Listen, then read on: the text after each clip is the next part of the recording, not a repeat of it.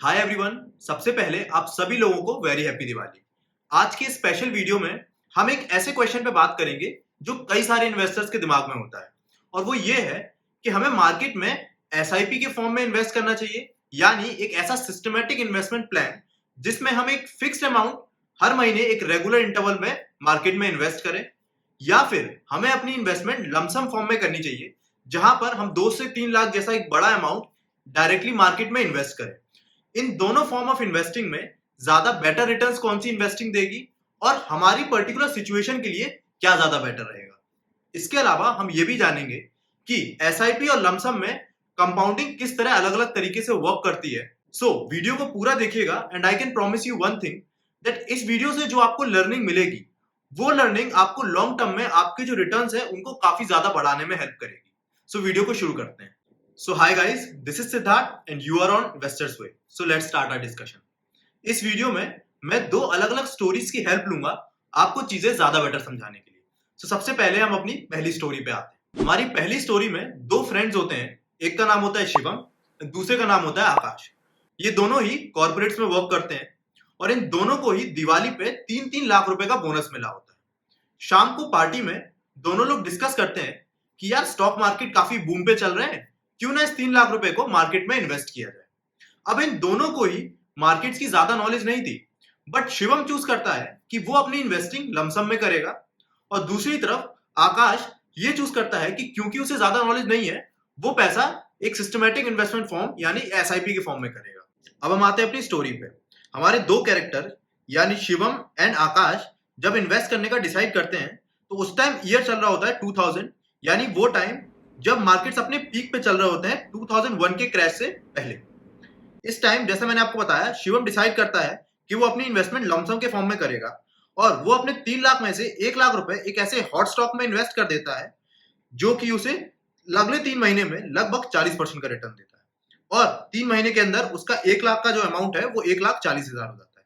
शिवम अपना बाकी का बचा हुआ 2 लाख रुपए निफ्टी 50 के इंडेक्स फंड में इन्वेस्ट करने का प्लान करता है, और उधर दूसरी तरफ आकाश भी उसी सेम निफ्टी 50 के इंडेक्स फंड में इन्वेस्ट करने का प्लान करता है, बट वो प्लान करता है कि वो ये इन्वेस्टमेंट 1000 रुपीज पर मंथ के बेसिस पे करेगा, यानी एक एसआईपी के फॉर्म में करेगा। नाउ फास्ट फॉरवर्ड टू 2022, जब इन दोनों को इन्वेस्ट करते हुए लगभग 22 साल हो जाते हैं। शिवम का जो टिप बेस्ड इन्वेस्टिंग का हॉट स्टॉक होता है वो जीरो हो जाता है बिकॉज कंपनी फेल हो जाती है, बट शिवम ने जो अपना बाकी का 2 लाख रुपए एक इंडेक्स फंड में इन्वेस्ट किया था, और जब उसने इन्वेस्ट किया था 2000 में, तो उस वक्त निफ्टी 50 1750 के लेवल पे था, और 22 साल बाद उसका लेवल 17,500 हो गया, यानी लगभग निफ्टी 50 10 गुना ज्यादा ग्रो हो गया। तो उसके साथ ही उसका कैपिटल भी 10x ग्रो हो गया, और उसके 2 लाख के कैपिटल की वैल्यू अब हो गई 20 लाख रुपए। अगर आप इसका return in terms of CAGR निकालोगे 22 साल में, तो इसका सीएजीआर रिटर्न आएगा 11.3% का।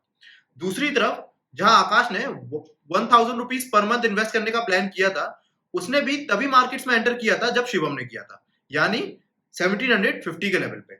पर आकाश ने धीरे धीरे 22 साल में टोटल 3 लाख रुपए इन्वेस्ट किया, और 22 साल बाद आकाश के कैपिटल की वैल्यू हो गई 56,50,000 रुपीज, और अगर आप इसका भी सीएजीआर फॉर्म में रिटर्न निकालोगे तो वो आएगा अराउंड 14.3% का।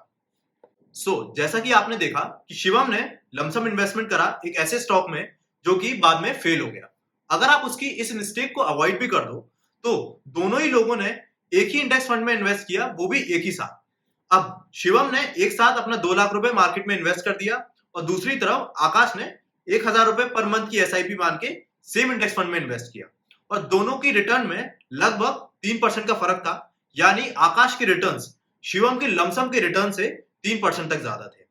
अब इसका सीधा सा कंक्लूजन है कि एसआईपी जो फॉर्मेट है वो लमसम से बेटर है, right?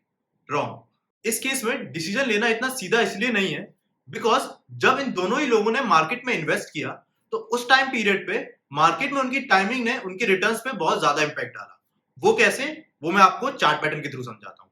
As you can see, जब इन दोनों ही लोगों ने मार्केट में इन्वेस्ट किया तो शिवम ने लमसम इन्वेस्ट किया उस टाइम पे जब मार्केट्स अपने पीक पे थे, यानी उस इंडेक्स फंड के जो जितने भी शेयर थे वो सारे ही शिवम को एक हायर प्राइस पे मिले होंगे, बट क्योंकि आकाश ने एसआईपी फॉर्मेट चुना था तो उसको मार्केट क्रैश का फायदा हुआ, और उसने वही सेम स्टॉक्स अपने पोर्टफोलियो में एक्यूमुलेट किए, वो भी कम प्राइस पे, जिससे लॉन्ग टर्म में जो उसको उसके पोर्टफोलियो का प्राइस था वो कम पड़ा और उसको लॉन्ग टर्म में रिटर्न्स के फॉर्म में इसका बेनिफिट मिला। अब आप लोगों के दिमाग में ये क्वेश्चन चल रहा होगा कि अगर हम इस स्टोरी से डिसाइड नहीं कर सकते तो फिर हम कैसे डिसाइड करें कि कौन सा इन्वेस्टमेंट मेथड ज्यादा बेटर है।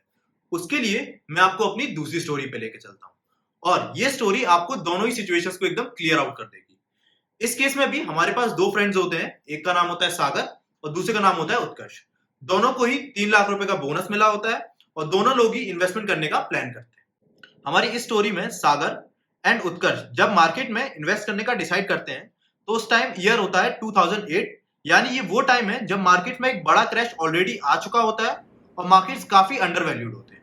इस टाइम पे सागर डिसाइड करता है कि मैं निफ्टी 50 के इंडेक्स फंड में, यानी वही इंडेक्स फंड जो निफ्टी 50 को रेप्लिकेट करता है, उसमें 2,500 रुपए की एक एसआईपी स्टार्ट करूंगा और इस एसआईपी को अगले 10 साल कंटिन्यू रखता है और टोटल 3 लाख रुपए मार्केट में इन्वेस्ट करता है। उसके दूसरी तरफ उत्कर्ष सिलेक्ट करता है बजाज फाइनेंस के एक शेयर को जो उस टाइम 7 रुपए के अराउंड होता है और उसमें वो 1 लाख रुपए इन्वेस्ट कर देता है और बाकी के बचे हुए 2 लाख रुपए वो सागर की ही तरह निफ्टी 50 के सेम इंडेक्स फंड में इन्वेस्ट कर देता है lump sum. Now fast forward to 2018, इन दोनों को ही इन्वेस्टिंग स्टार्ट करे हुए 10 साल हो जाते हैं। सागर जिसने निफ्टी 50 के इंडेक्स फंड में 2500 रुपीज की एसआईपी स्टार्ट की थी और जब उसने ये एसआईपी स्टार्ट की थी तो निफ्टी 50 2008 में लेवल पे था 2800 के और 10 साल बाद उसका लेवल हो जाता है 11,000। उसके एसआईपी जो उसने लगातार की 10 साल, उसकी वैल्यू होती है 3 लाख रुपए और 10 साल बाद उसको उसके रिटर्न मिलते हैं लगभग 9,32,000 रुपए। यानी अगर हम उसका 10 साल का सीएजीआर रिटर्न कैलकुलेट करें तो वो आता है अराउंड 12% का। और उसकी दूसरी तरफ उत्कर्ष ने, जैसा मैंने आपको बताया था, बजाज फाइनेंस के शेयर में इन्वेस्ट किया था। अगर हम इसके इन्वेस्टमेंट को अभी होल्ड भी रखें और सिर्फ निफ्टी 50 के इंडेक्स फंड का रिटर्न देखें तो उस केस में उसने जहां पर 2 लाख रुपए लमसम इन्वेस्ट किए थे और सेम लेवल पे जब निफ्टी 50 2800 के अराउंड था तो उसका आज से 10 साल बाद 4 टाइम्स का रिटर्न हो जाता है, यानी निफ्टी 50 28 से 11,500 हो जाता है और उसके इन्वेस्टमेंट रिटर्न होते हैं 8 लाख रुपए के। और अगर इनका आप सीएजीआर रिटर्न कैलकुलेट करोगे तो वो आएगा अराउंड 14.87% का।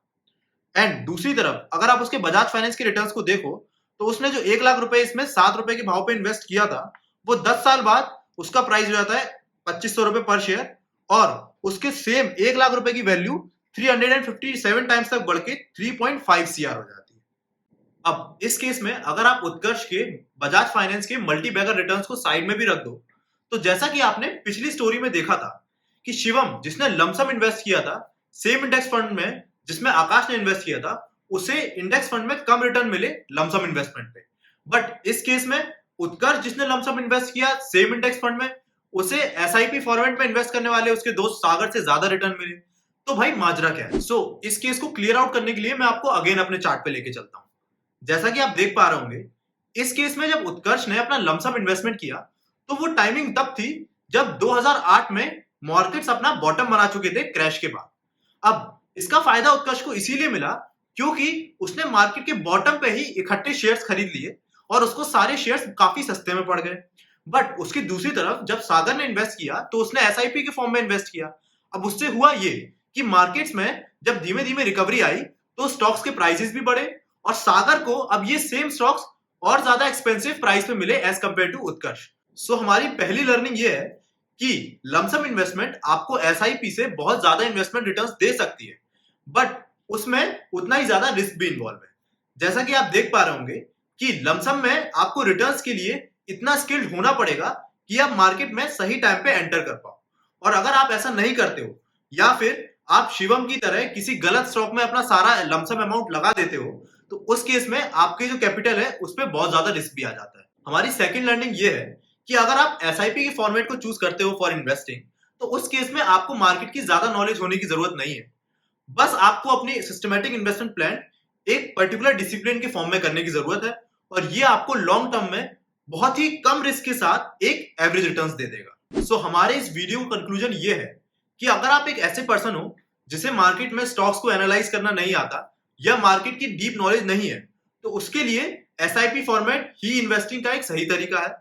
और अगर आप मार्केट्स में अच्छे स्टॉक एक अच्छे टाइम पे आइडेंटिफाई कर सकते हो तो उसके लिए आप लमसम अमाउंट चुनिए जो कि आपको हमेशा एसआईपी से काफी ज्यादा रिटर्न्स देगा। और अगर आपको ये डाउट है कि अभी इस पर्टिकुलर टाइम पे मार्केट में ऐसे कौन से स्टॉक्स हैं जो कि एक अच्छे प्राइस पॉइंट पे अवेलेबल है, तो उस वीडियो का लिंक मैं आपको डिस्क्रिप्शन में डाल दूंगा, आप उसको जाके चेकआउट करिए। और प्लीज अगर आपको एफर्ट्स पसंद आए हो तो वीडियो को लाइक करिएगा और चैनल को सब्सक्राइब करिए। हम मिलते हैं अपनी नेक्स्ट वीडियो में, तब तक के लिए हैप्पी दिवाली।